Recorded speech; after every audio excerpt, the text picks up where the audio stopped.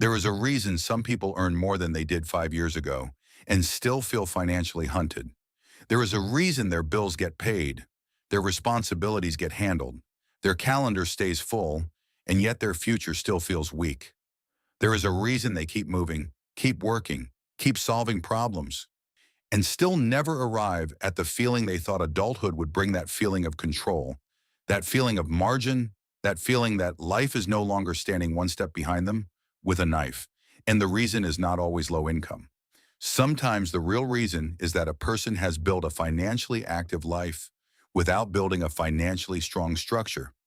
That distinction changes everything because activity and strength are not the same motion, and progress are not the same survival, and construction are not the same. Many adults spend years confusing these things. They see effort and assume it must eventually become security. They see busyness and assume it must eventually become progress. They see responsibility and assume it must eventually become freedom, but the market does not reward exhaustion. The market rewards structure. And today we are going to break down the three silent financial weaknesses that keep hardworking people trapped in pressure long after they should have escaped it. Not because they are lazy, not because they are foolish, but because their life is built on patterns that produce movement without reinforcement. The first weakness is income without margin. This is one of the most common forms of adult fragility from the outside. The person looks stable. Money comes in, the rent is handled, the bills are paid, the subscriptions are active, the groceries are covered, the car still runs, the work continues, and because the machine is still operating, people assume the structure underneath it must be solid, but it is not, because income is not protection unless part of it survives the month. If every dollar already has a destination before it arrives, then income is not giving you strength. It is simply passing through your life on its way to somewhere else. That is a completely different reality from wealth. Wealth begins where money starts staying, where it stops behaving like water through open fingers and starts behaving like stored force. But many people never reach that stage. Their entire financial identity becomes built around throughput, earn, spend, recover, repeat. They live inside a cycle where competence is measured by how well they keep the machine alive for another month, and that creates a dangerous illusion because the person can feel responsible while remaining exposed. They can feel functional while remaining fragile. They can feel productive while remaining one disruption away from stress. This is why so many people with decent incomes still live with a low, constant pressure in the nervous system. They know life works, but they also know it only works while everything keeps working. The paycheck must arrive, the hours must continue, the car must not fail, the body must stay healthy, the schedule must remain uninterrupted. That is not stability, that is dependence. Wearing the uniform of stability margin is what changes. That margin is what turns money from a monthly event into stored protection. Margin is what lets a person breathe when life misbehaves. Without margin, income is just temporary relief. With margin, income begins becoming power. The second weakness is comfort-based decision-making. This weakness is quieter than low income and more dangerous than most people realize because it teaches people to build life around emotional ease instead of strategic strength. They choose the subscription because cancellation feels annoying. They choose the delivery because cooking feels tiring. They choose the upgrade because waiting feels restrictive. They choose the finance version because patience feels uncomfortable. They choose the small convenience because friction feels unfair after a hard day. And one by one, these choices begin shaping the entire structure of the future. This is the financial cost of avoiding discomfort. Most people do not realize how often they spend to remove a feeling instead of solve a problem. They are not buying utility. They are buying smoothness. They are buying speed relief, mood repair, identity support, tiny escapes from mental resistance. And because each purchase looks small, each decision feels harmless. But comfort has a cumulative price, especially when it becomes your default method of navigating adult life. Because wealth is not built by removing every inconvenience. It is built by tolerating inconvenience long enough to protect capital. That is one of the harshest truths in personal finance. The disciplined person is not always smarter. Often they are simply less obedient to discomfort. They can feel friction without paying to make it disappear. They can feel boredom without spending to stimulate themselves. They can feel delay without upgrading their lifestyle to avoid the insult of waiting that is power. Because every time a person trains themselves to spend in order to keep life emotionally smooth, they also train themselves to weaken the future whenever the present feels heavy, and life will always feel heavy sometimes, which means this habit can become endless. Adult life produces stress. Stress creates the desire for relief. Relief gets purchased. Capital gets weakened. Fragility increases fragility, creates more stress. That is the loop, and millions of people live inside it without naming it. Comfort-based decision-making does not destroy people dramatically. It softens them financially until they no longer know how to build through resistance. The third weakness is postponing ownership. This is where many people lose years because ownership sounds advanced later. Optional, something for richer people, something to think about after the salary gets bigger and life gets easier. So they stay in pure consumption mode for too long. They earn, they pay, they use, they replace, they upgrade, they maintain, but they do not acquire things that continue working after the workday ends. And that is where the future starts to get stolen, because the person remains the only engine in their financial system. Their time is the source. Their labor is the source. Their attention is the source. Their energy is the source.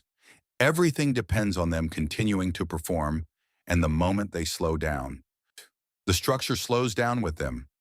Ownership is what begins to change that equation. Ownership of assets, ownership of skills with leverage, ownership of cash, reserves, ownership of systems that continue producing value beyond a single hour of labor. Ownership is how effort begins multiplying instead of merely recurring. But most people delay this transition because survival feels more urgent than construction. And to be fair, sometimes survival is urgent. Sometimes the person really is trying to make it through a hard chapter. But the tragedy is that many people stay psychologically trapped in survival mode long after they could have started building even a small layer of ownership. They think ownership requires a dramatic move, a business, a huge portfolio, a giant leap, perfect timing, more confidence, more knowledge, more money. But often what it really requires is a shift in identity from renter of life to builder of life, from user to accumulator, from consumer to allocator, from person who touches money briefly to person who directs it with purpose. Ownership does not have to begin big. It begins the moment. Part of your effort stops being spent entirely on keeping the present alive and starts being converted are into something that helps the future carry weight that could be a reserve, a skill, an investment habit, a small cash-flowing mechanism, a process, a system, a discipline. The size matters less than the direction, because direction becomes pattern, and pattern becomes identity, and identity becomes destiny. Now, if you step back and look at these three weaknesses together, the architecture becomes painfully clear. First, the person earns but builds no margin. Second, they repeatedly choose comfort over strategic friction. Third, and they delay ownership and remain the only working part of their financial machine. That combination creates a life that looks mature but remains exposed. And this is why so many adults feel tired in a way that money alone does not seem to fix. Because the deeper problem is not always quantity, it is structure. They have income, but no cushion. They have effort, but no reinforcement. They have consumption, but no ownership. They have movement, but no multiplication. And that is why progress never seems to stay. So what is the reversal if these are the three weaknesses? What begins to correct them, the first shift is ruthless protection of margin, not once, not occasionally, not when things feel easy consistently. You stop treating leftovers as margin and start treating margin as mandatory, because what remains after the month is not extra. It is the beginning of financial nervous system stability. The second shift is learning to respect friction. This changes more than people expect. You stop asking, how can I make today feel smoother? And start asking which discomfort is worth tolerating because it makes tomorrow stronger. That question matures a person fast because now inconvenience is no longer automatically the enemy. Sometimes inconvenience is the price of keeping control. Sometimes delay is dignity. Sometimes restraint is freedom, and it's In earliest form, the third shift is beginning ownership before you feel fully ready. This is where a person starts escaping the trap of pure maintenance.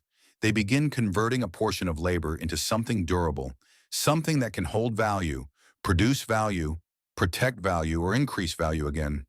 It does not need to look impressive, it needs to exist, because once ownership exists, even in small form, life starts changing direction. The future is no longer waiting for a miracle. It is receiving reinforcement, and that is what most people are missing. Reinforcement, something beneath the visible life that is getting stronger. While the days continue without reinforcement, adulthood becomes a performance of stability with reinforcement. When adulthood becomes construction, that is the difference between always handling life and eventually commanding it. And command is what people are really hungry for. Not just more money, command the ability to absorb shocks without panic, the ability to make decisions without desperation, the ability to watch a bill arrive without feeling your internal state collapse, the ability to leave bad situations because your entire survival does not depend on immediate compliance. That is power, and power begins in quiet places in margin. No one sees in discomfort. You stop running from an ownership. You start before it looks impressive. So if your life feels active but not stronger, if your income keeps moving but never seems to stay, if your stress keeps renewing itself even when your salary improves, if you are functioning but not becoming harder to break, do not ask only how to earn more. Ask whether your structure is reinforcing you. Ask whether margin exists. Ask whether comfort has become too expensive. Ask whether ownership has been delayed for too long, because the person who answers those questions honestly begins changing faster than the person who simply keeps chasing income inside the same weak design. And once the design changes, life begins to change in a quieter way. Less drama, less pressure, less dependence on perfect timing, less fear of interruption. Not because the world suddenly becomes generous, but because your structure is no longer asking the world to be gentle in order for you to survive. That is real financial maturity, when your life no longer needs ideal conditions to remain standing. And for most people, that is the true beginning of wealth.